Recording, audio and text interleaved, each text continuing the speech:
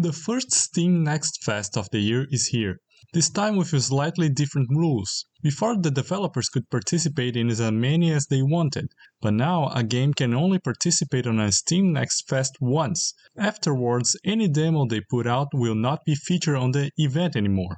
This change was made so that developers could not put demos for games that are still years away. There was a total of 540 demos, and I got around to play about 15 before making this video. So let's talk about the ones I like.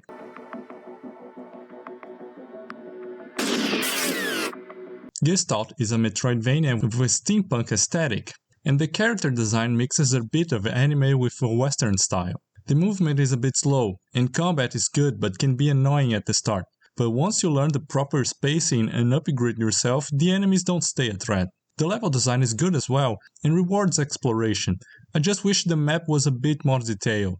My only concern were the side quests, which mostly were just kill X amount of things, and the game kinda dumps them on you. It felt like the game was giving me a chore list.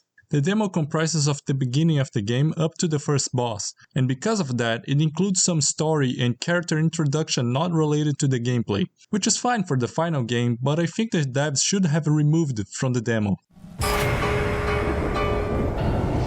Inti Creates put out a demo for Green Guardians. From the footage you can already see it is heavily inspired by Castlevania, but is actually much more structured like a classic Castlevania rather than a modern one, where you go through different paths to reach the next level, and at the end of each stage you can teleport back to the beginning of the level, in case you want to take a different path and find things you missed the first time.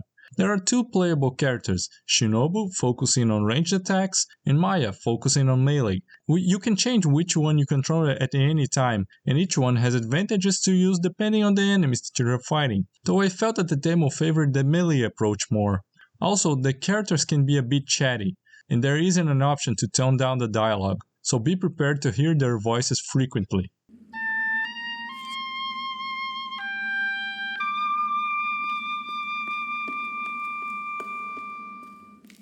Chains of Sennaar is a puzzle game inspired by the Babel Tower myth, where you have to figure out the languages NPCs are speaking. Depending on who is talking, the language changes, so even if you start to figure it out one language, soon you are introduced to other ones that make you start from scratch. It is very similar to Return of the Obra Dinn. The difference here is that instead of putting names on faces, you're putting meanings in glyphs. The only complaint I have is that it is a very short demo.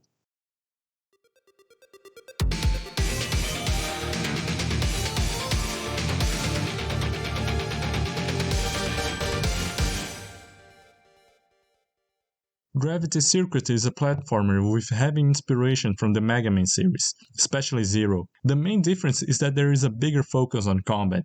The player character has lots of melee attack moves depending on directional inputs as well as ground and jumping moves. Also a grab mechanic that allows to throw stolen weapons at enemies. It was the most polished of the demos I played. The developers did an amazing job.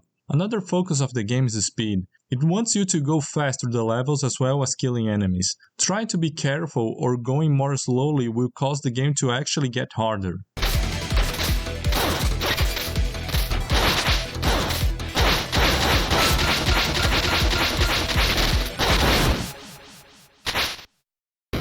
These are the demos I think people should check out before the event ends.